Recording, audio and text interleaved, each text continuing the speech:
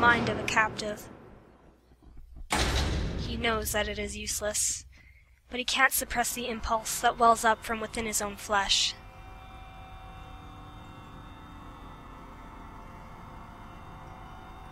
He needs to do it, to hurl his entire body against the bars.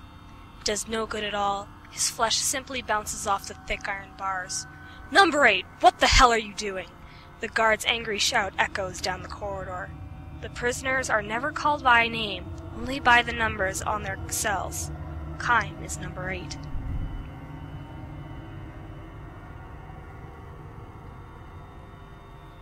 Kaim says nothing. Instead, he slams his shoulders against the bars. The massive bars of iron never budge. All they do is leave a dull, heavy ache in Kaim's superbly conditioned muscles and bones. Now, instead of shouting again, the guard blows his whistle, and the other guards come running from their station. "Number 8, what is it going to take to make you understand? Do you want to be thrown into the punishment cell? Don't look at me like that. Start resisting, and all it will get you is a longer time in here."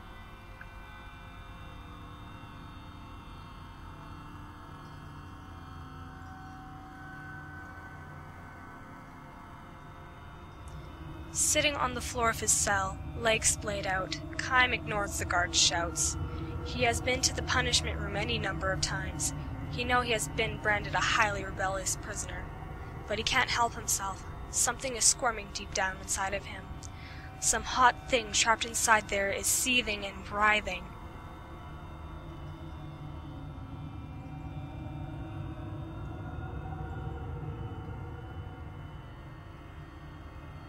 "Some war hero you turned out to be," says one guard.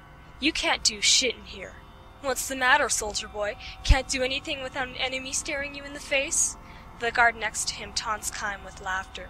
"Too bad for you, buddy. No enemies in here. Nobody from your side either. We've got you locked up all by yourself." After the guards leave, Kaim curls up on the floor, hugging his knees, eyes clamped tight. "All by myself." The guard was right. I thought I was used to living alone, in battle, on the road, but the loneliness here in prison is deeper than any I've ever experienced before, and more frightening.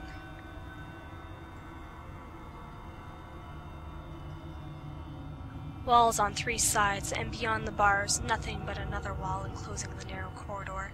This dungeon was built so as to prevent prisoners from seeing each other, or even to sense each other's presence. The total lack of a change in the view paralyzes the sense of time as well. Kaim has no idea how many days have passed since he was thrown in here. Time flows on, that much is certain, but with nowhere to go, it simply stagnates inside him.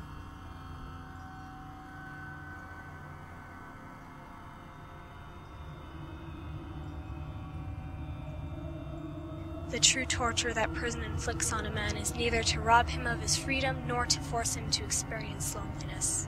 The real punishment is having to live where nothing ever moves in your field of view and time never flows. The water in a river will never petrify, but lock it in a jar and that's exactly what it will eventually do. The same is true here. Maybe parts of him deep down in his body and mind are already beginning to give off a rotten stench.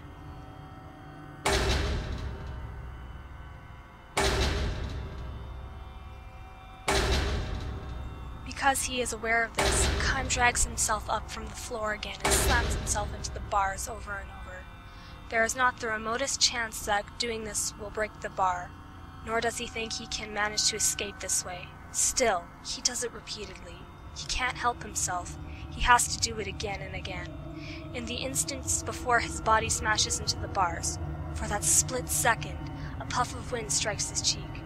The unmoving air moves, if only for a brief interval. The touch of the air is the one thing that gives Kaim a fragmentary hint of the flow of time.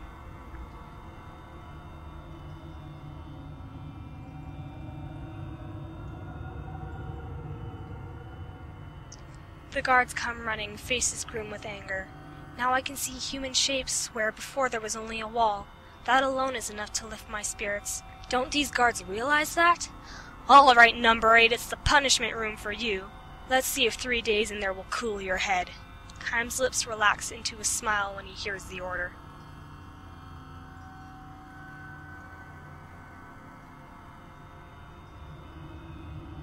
Don't these guys get it? Now my scenery will change. Time will start flowing again. I'm thankful for that. Kaim laughs aloud. The guards tie his hands behind him, put chains on his ankles, and start for the punishment room. What the hell are you laughing at, number 8? Yeah, stop it, we'll punish you even more. But Kaim just keeps on laughing at the top of his lungs. If I fill my lungs with all this new air, will the stench disappear? Or have my body and mind rotted so much already that I can't get rid of the stench so easily?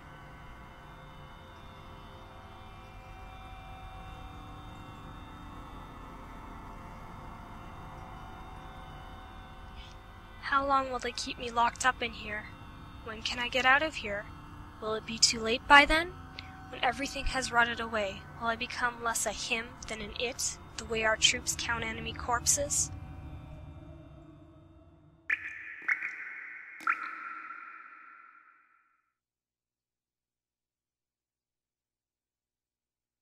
Kaim can hardly breathe.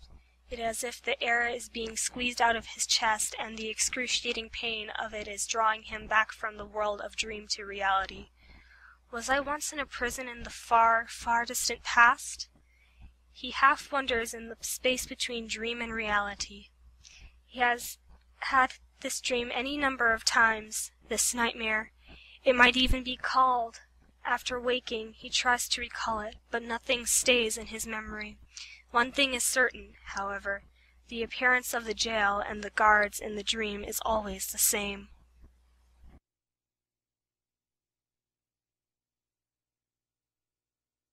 Could this be something I have actually experienced? If so, when could it have been? There is no way for him to tell. Once he is fully awake, those questions he asked between dream and reality are themselves erased from his memory. He springs up with a scream, his breath labored, the back of his hand wiping the streams of sweat from his brow, and all that is left is the shuddering terror. It is always like this. Now too, he mutters to himself as he attempts to retrieve whatever memory is left in the remote corner of his brain. What kind of past life could I have lived through? Now too.